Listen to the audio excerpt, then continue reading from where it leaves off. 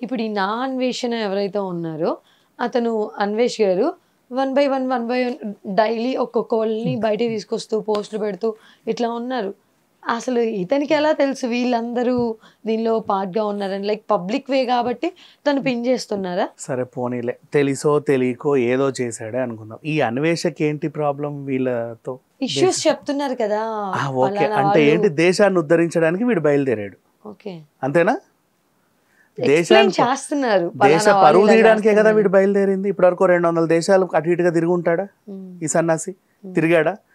తిరిగి మనము తెలుగులో మాట్లాడకూడనటువంటి మాటలు, అనకూడనటువంటి మాటలు ఏవైతే ఉంటాయో వాటికి సంబంధించినటువంటి పేర్లతో విదేశాల్లో మంచి పేర్లు అయి ఉండొచ్చు, మన దగ్గర నిషేధం.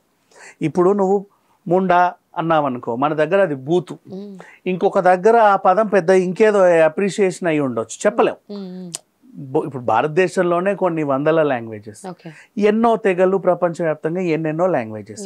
మనకు బూత్ అయిన దాన్ని మనం ఎక్కడ ఏమన్నా ఉందో మనకు తెలియదు, మనకు తెలియాల్సిన అవసరం కూడా లేదు కదా. ఆ బూతు గురించి అంత అన్వేషణ ఎందుకు?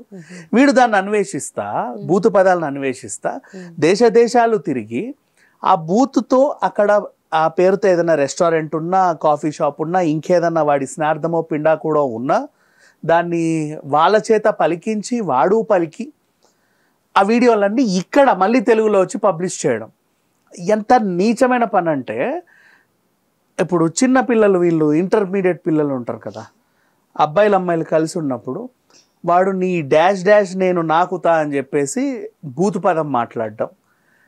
ఏరా ఏం వాగావని అది ఆ పిల్ల కొట్టడానికి వెళ్తే, ఇదిగో ఇదిగో నేను నిన్ననట్లేదు, ఆ రెస్టారెంట్ ఒకటి ఉంది, నేను అది నా రెస్టారెంట్లో ఈ ఐటమ్స్ నాకుతానన్నాను, నువ్వెందుకు ఓ పునకోసం రెచ్చిపోతున్నాను, వీళ్ళు మాట్లాడుకోవడం, జోకులు వేసుకోవడం. వీడు కదా ప్రమాదం, అన్వేషణ వీడు కదా ప్రమాదం సమాజానికి.